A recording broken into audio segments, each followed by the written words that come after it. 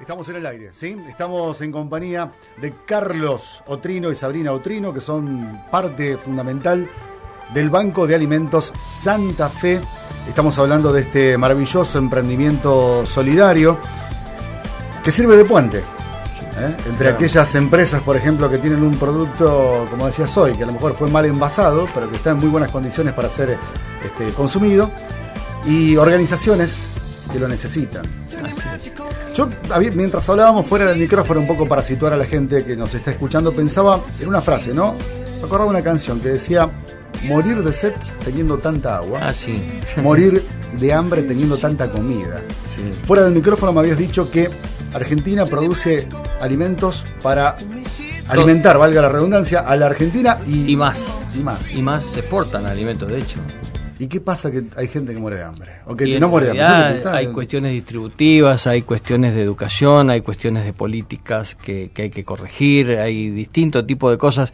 El mundo tiene un direccionamiento y una velocidad de transformación que nos va a exceder en lo que nosotros podamos comprender. En los próximos 20 años puede haber transporte público inteligente sin necesidad de que lo conduzca un chofer, con lo cual van a surgir nuevos trabajos para los que eran los choferes de los colectivos. Por decir una cosa, esto lo comentaba en Endeavor un emprendedor que diseña juegos y ese tipo de cosas, ¿no?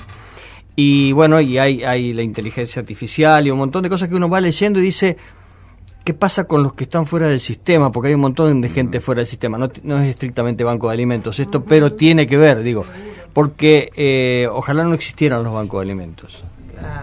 Ojalá tuviéramos capacidad de no distribuir alimentos para personas que lo necesitan, porque esto sería lo ideal.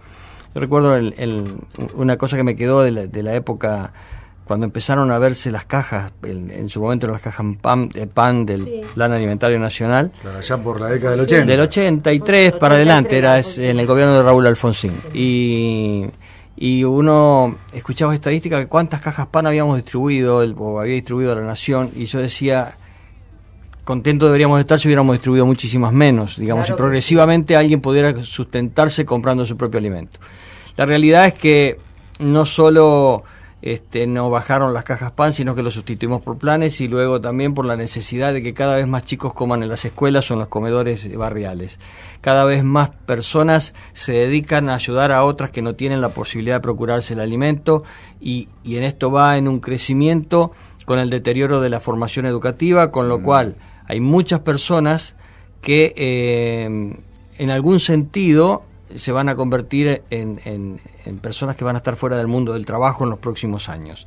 Y esto es muy preocupante porque nos va a obligar a los bancos de alimentos a ser más eficientes en la distribución de alimentos que se pueden llevar a la mesa de los que no pueden acercárselos por sí mismos, ¿no? Claro. Se me ocurre una pregunta rápida, ya doctor le cedo la palabra, entre nosotros, como si no estuviera el micrófono de por medio, ¿no? ¿Por qué meterse en un banco como este?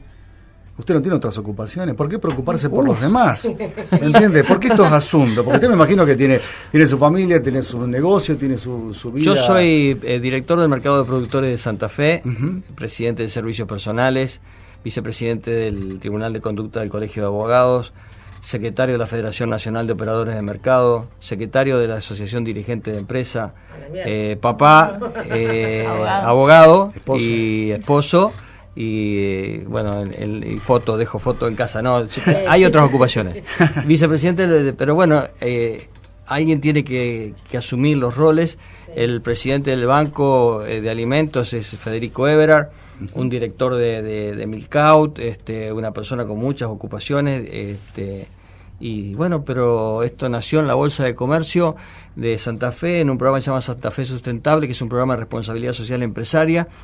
Y Federico lideraba, anteriormente había estado Hugo Pedril liderando el programa, y cuando Federico lo lideraba dice: ¿por qué no ponemos en realidad todo lo que teorizamos sobre la responsabilidad social empresaria? Y nos llevó un año generarlo, pero conseguimos 29 voluntarios, hoy son más, y un motorcito que es Irene Agenbach, que es nuestra coordinadora, donde nos prestó su domicilio para la fundación.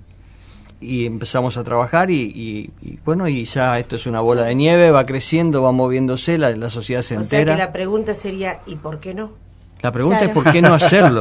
La pregunta es por qué no hacerlo. Claro. La pregunta es que uno se hace todos los días es en qué más podemos servir. O sea, la idea es servir. El granito de arena. Claro, aportar el granito de arena. Claro.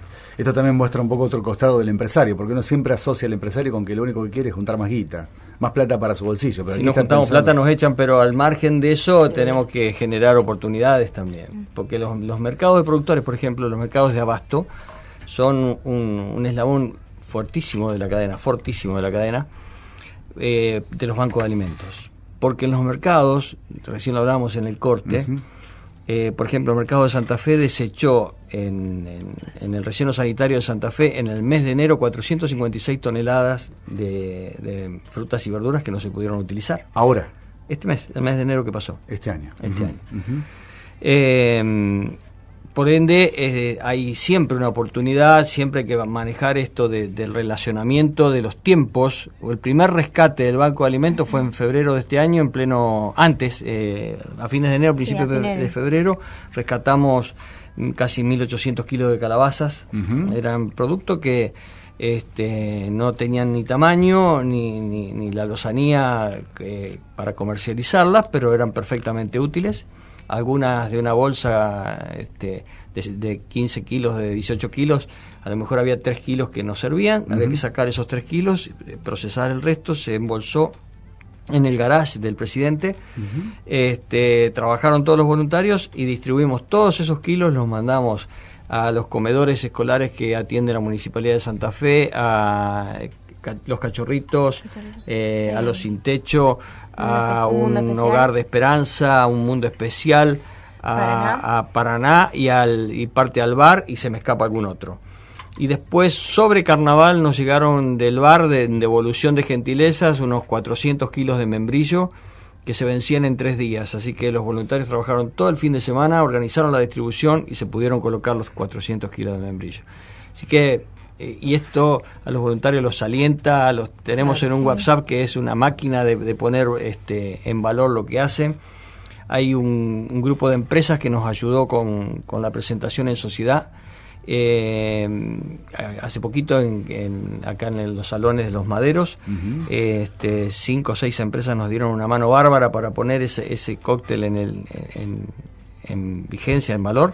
Y muchas empresas ya nos empezaron a ayudar porque nos creen también en que vamos a poder, y los chicos nuestros también lo creen.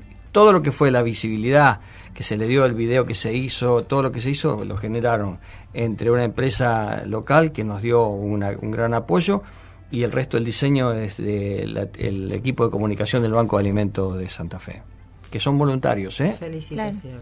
Usar la profesión para poder ayudar y ser parte del Banco de Alimentos. Claro.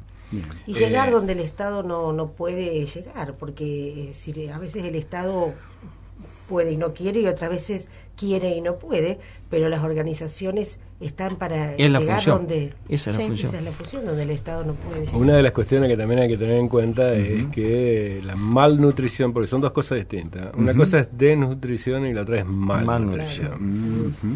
Una de los efectos más significativos de la malnutrición son las enfermedades. Es decir, hablamos de la desnutrición y hablamos del crecimiento del cerebro, y otra de las cuestiones es la malnutrición. ¿Por qué? Porque desde el punto de vista nutricional, muchas veces en los lugares carenciados, la base es la grasa. Y la proteína no existe. Entonces, la proteína es un elemento en el crecimiento, en el desarrollo principalmente, la que da la estructura para el resto de la contractura de todo el funcionamiento del cuerpo, principalmente del sistema inmunológico.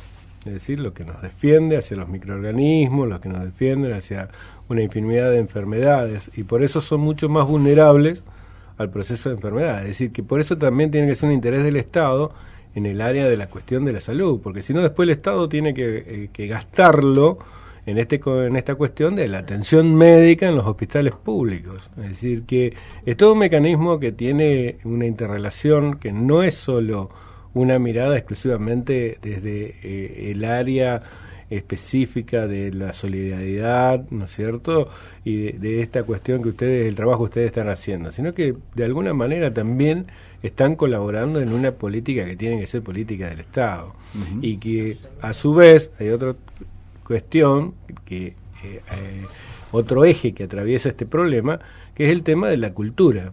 Es decir, eso que usted planteaba con respecto a la cantidad de alimentos que se vencen dentro de la heladera.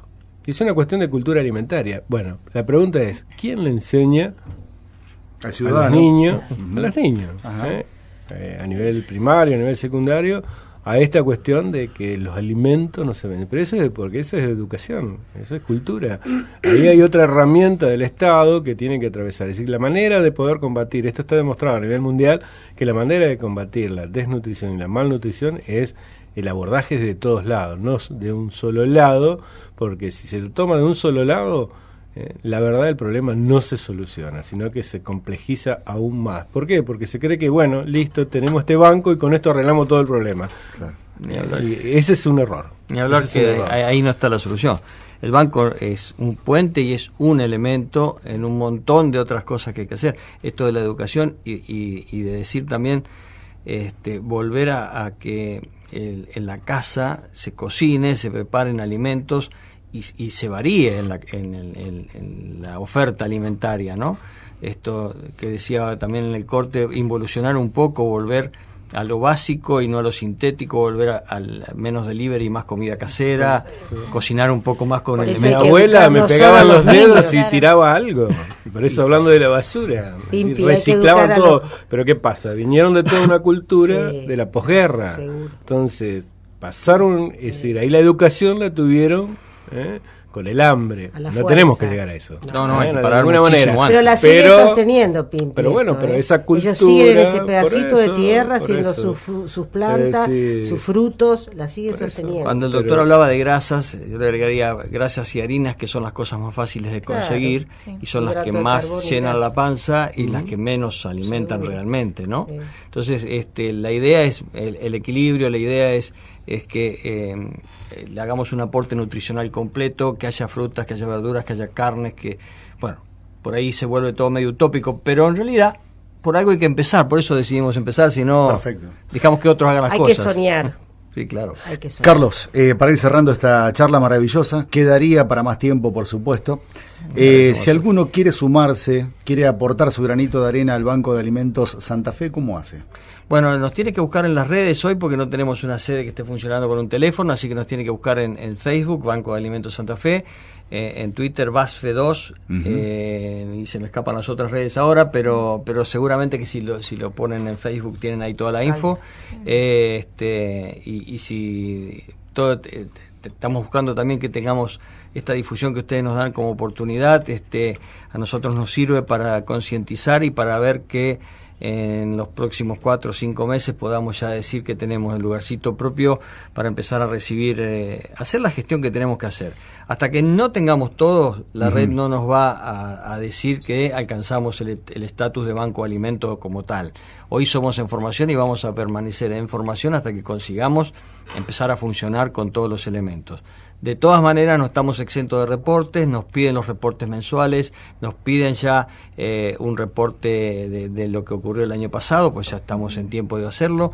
Hay un grupo de voluntarios de Ciencias Económicas, unos chicos que son unos grandes laburantes dentro del equipo de voluntarios del BAFE, que está preparando el primer balance social a pesar de que tenemos poco tiempo de vida. Es decir, queremos ser responsables, que nos miren y nos crean, que realmente se animen a darnos los alimentos para que los podamos colocar en el circuito de empoderamiento de las personas que no pueden acercarlo de otra manera. Así que gracias por la oportunidad que nos dieron de conversar sobre este tema. No, gracias a ustedes.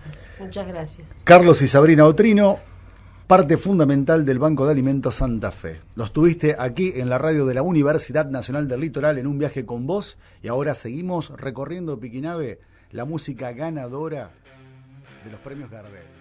Ahí va.